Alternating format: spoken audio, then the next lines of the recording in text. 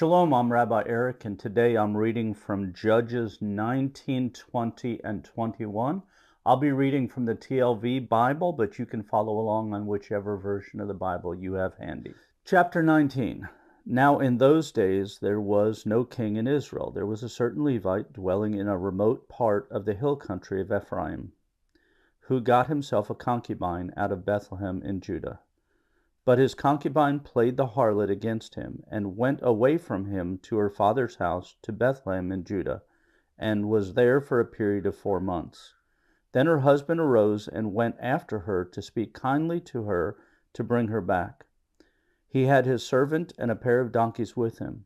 So she brought him into her father's house, and when the father of the young woman saw him, he was glad to meet him. His father-in-law, the young woman's father, kept him staying with him 3 days, eating, drinking, and lodging there. Now on the 4th day they woke up early in the morning, and he rose up to depart. But the young woman's father said to his son-in-law, "Strengthen your heart with a morsel of bread, and afterward you may go." So the two of them sat down and ate and drank together. Then the young woman's father said to the man, "Please be willing to spend the night, and let your heart be merry." Then the man rose up to depart, but his father-in-law urged him, so he lodged there again. Then he woke up early in the morning on the 5th day to depart. But the young woman's father said, "Please strengthen yourself and tarry until afternoon." So both of them ate. And when the man rose up to depart, he and his concubine and his servant, his father-in-law, the young woman's father, said to him, "Behold, now the day is waning toward evening. Please spend the night. Behold, the day is drawing to a close. Lodge here and let your heart be merry. Then tomorrow get up early for your journey, so you may go home." But the man would not spend that night, so he rose up and departed, and came to a place near Jebus, that is, Jerusalem. And with him were a pair of saddled donkeys and his concubine. When they were near Jebus on the day was almost gone, the servant said to his master, "Come, please, let us turn aside into the city of the Jebusites and lodge in it." But his master said to him, "We will not turn aside into the city of foreigners, who are not of Bnei Israel. Let us go on to Gibeah." "Come on," he said to his servant, "let's try to reach one of these places. We'll spend the night in Gibeah or in Ramah." So they passed on and went their way, and the sun went down on them near Gibeah, which belongs to Benjamin. Then they turned aside there to enter and lodge in Gibeah. When he went in, he sat down in the town square, for there was no one who took them into his house to spend the night. Now behold, an old man was coming from his work in the field at evening. The man was of the hill country of Ephraim, but dwelled in Gibeah, while the rest of the men of the place were Benjamites. When he lifted up his eyes and saw the wayfaring man in the open square of the town, the old man asked, "Where are you going, and where do you come from?" "We are passing from Bethlehem of Judah," he said to them, "to the remote part of the hill country of Ephraim. For I am from there, and I went to Bethlehem of Judea, but now I'm going to the house of Adonai. Yet no one has taken me into his house. Nevertheless, there is both straw and fodder for our donkeys, and also bread and wine for me, your handmaid, and the young man that is with your servants. There is no lack of anything." The old man said, "Shalom to you, let all your needs be on me, only don't spend the night in the open square." So he brought him into his house and gave the donkeys fodder, and they washed their feet and ate and drank.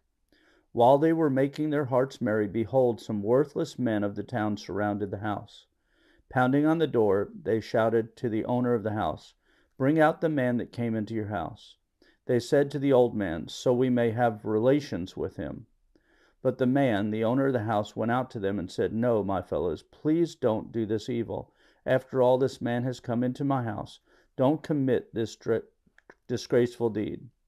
Look, here is my virgin daughter and his concubine. I will bring them out to you now, and you may abuse them and do to them whatever pleases you. But don't do such a degrading thing to this man." But the men would not listen to him. So the man seized his concubine and brought her out to them, and they raped her and abused her all night until morning. When dawn broke, they let her go. As the morning came, the woman came and fell down at the doorway of the man's house where her master was until it was full daylight. When her master rose up in the morning, opened the doors of the house, and went out to go his way, behold, the woman of his concubine had collapsed at the doorway of the house, with her hands on the threshold. "Get up," he said to her, "and let's go." But there was no response. So he placed her on the donkey. Then the man got up and went to his place. Now when he entered his house, he took a knife and laid hold of his concubine and cut her limb by limb into 12 pieces, and sent her to all the territory of Israel. So it was that everyone who saw it said, "Nothing like this has ever happened or been seen since the day that Bnei Israel came up from the land of Egypt to this day. Think it over, take counsel, and speak up." Then all Bnei Israel went out and was assembled as one man from Dan to Beersheba, with the land of Gilead before Adonai at Mizpah. The chiefs of the people and of the tribes of Israel presented themselves in the assembly of the people of God, 400,000 foot soldiers armed with swords. Now the children of Benjamin heard that Bnei Israel had gone up to Mizpah. Bnei Israel asked, "Tell us, how did this wickedness take place?" So the Levite, the husband of the murdered woman, answered and said, "I came with my concubine to Gibeah of Benjamin to spend the night. Then the men of Gibeah rose against me and surrounded the house over me at night. They intended to kill me, but instead they raped my concubine until she died. So I took my concubine and cut her into pieces, and sent her throughout the land of Israel's possession, for they have committed something obscene and degrading in Israel. Behold, all you sons of Israel, give your advice and counsel here." Then all the people arose as one man, saying, "Not one of us will go to his tent, nor will any of us return to his house. But now this is what we will do to Gibeah. We will go up against it by lot. We will take 10 men of 100 throughout the tribes of Israel, and 100 of 1,000, and 1,000 of 10,000 to supply provisions for the troops. So when they come to Gibeah of Benjamin, they may do to them according to all the disgrace that they have committed in Israel." So all the men of Israel were gathered against the town, knit together as one man. And the tribes of Israel sent men through the tribe of Benjamin, saying, "What is this wickedness that has taken place among you? Now therefore give up the men, the worthless fellows that are in Gibeah, that we may put them to death and purge this evil from Israel." But the children of Benjamin would not listen to the voice of their kinsmen Bnei Israel. So the children of Benjamin were gathered from their towns to Gibeah, to go out to battle against Bnei Israel. On that day the children of Benjamin mustered 26,000 swordmen from the towns, beside the inhabitants of Gibeah, who numbered 700 chosen men. Out of all these troops were 700 chosen men that were left-handed, each of whom could sling a stone at a hair and not miss. Meanwhile, the men of Israel apart from Benjamin numbered 400,000 swordmen, all men of war.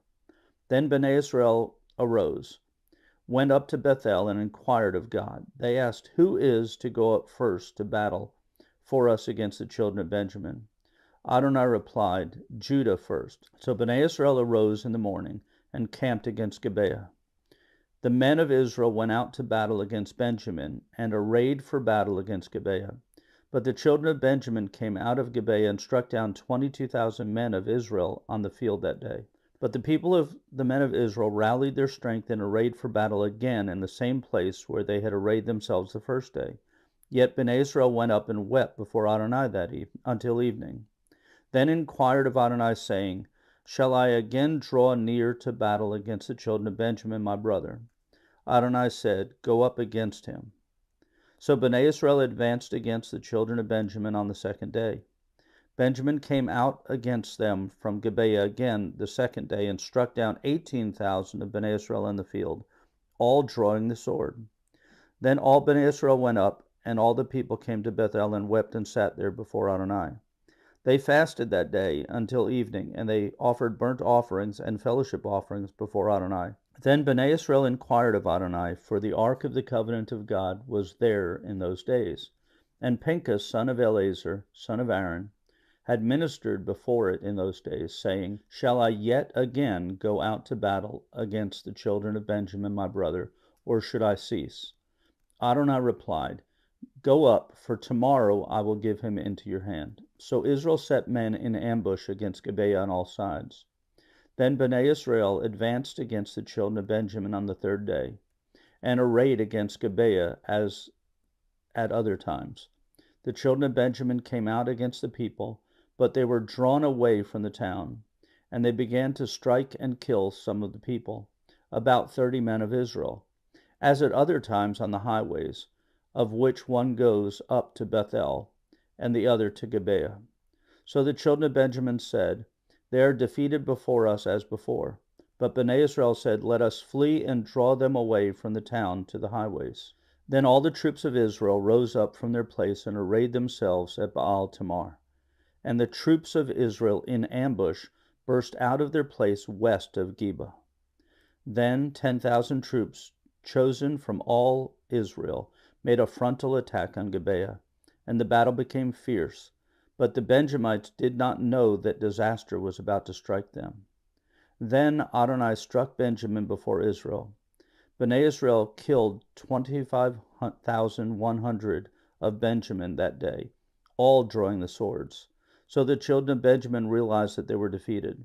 Now the men of Israel had yielded ground to Benjamin because they relied on the ambush that they had laid against Gibeah. So the men in ambush rushed suddenly upon Gibeah. Then the men in another ambush advanced and struck the whole town with the edge of the sword. Now there was a prearranged sign between the men of Israel and the men in ambush. They would make a great beacon of smoke rise up from the town. Then the men of Israel would return to the battle.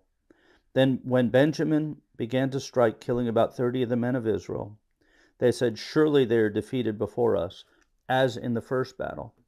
But when the beacon began to arise up from the town in a pillar of smoke, Benjamin looked behind them, and behold, the whole town was going up in smoke to the sky.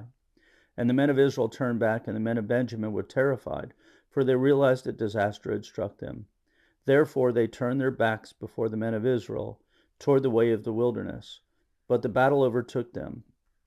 Meanwhile, those who came from the towns massacred them in their midst.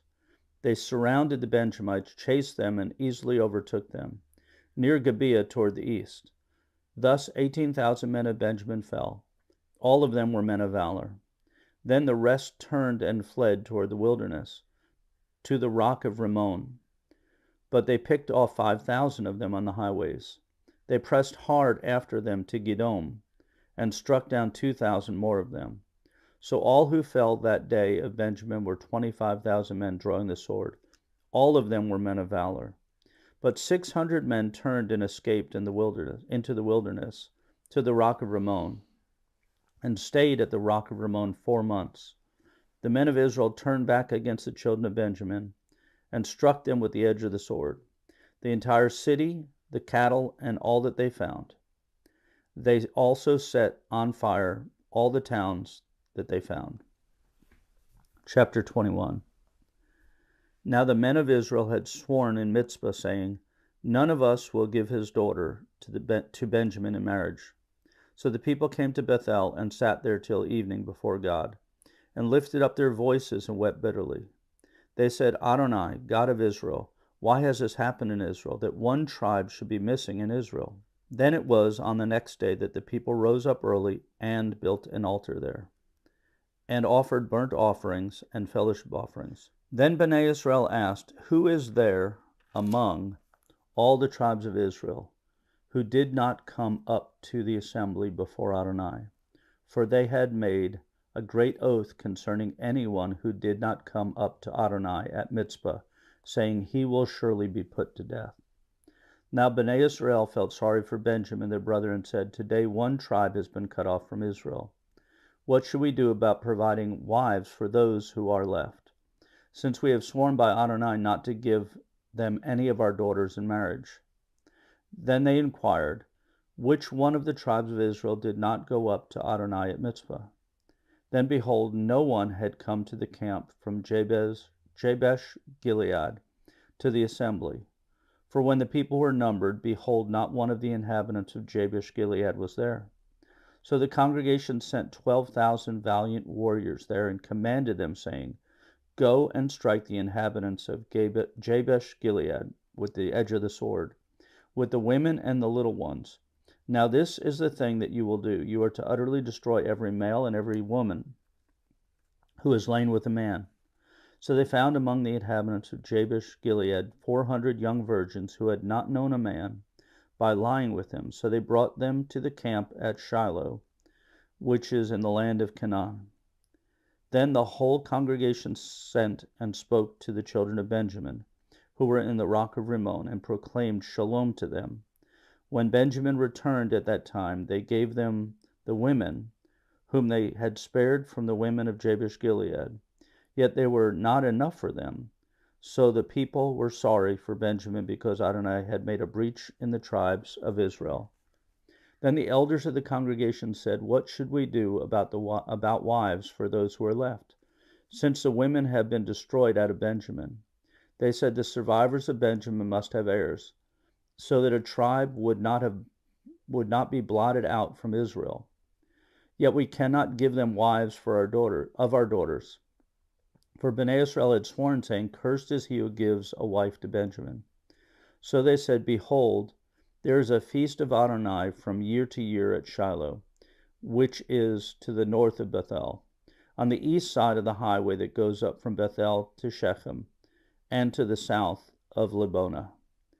So they commanded the children of Benjamin, saying, "Go and hide in the vineyards, and watch, and behold, if the daughters of Shiloh should come out to join in the dances, then come out of the vineyards, and let each of you catch his wife from among the daughters of Shiloh. Then go to the land of Benjamin. So it will be, if their fathers or brothers come to complain to us, that we will say to them, Grant them graciously for us, because we did not provide each one of them his wife in battle. Nor did you give the girls to them, else you would now be guilty." So the children of Benjamin did so, and took the number of wives from the dancers whom they carried off. Then they went and returned to their inheritance, and rebuilt the towns and settled in them. So Bnei Israel departed from there at that time, each man to his tribe and family. Everyone went out from there to his own inheritance. In those days there was no king in Israel. Everyone did what was right in his own eyes.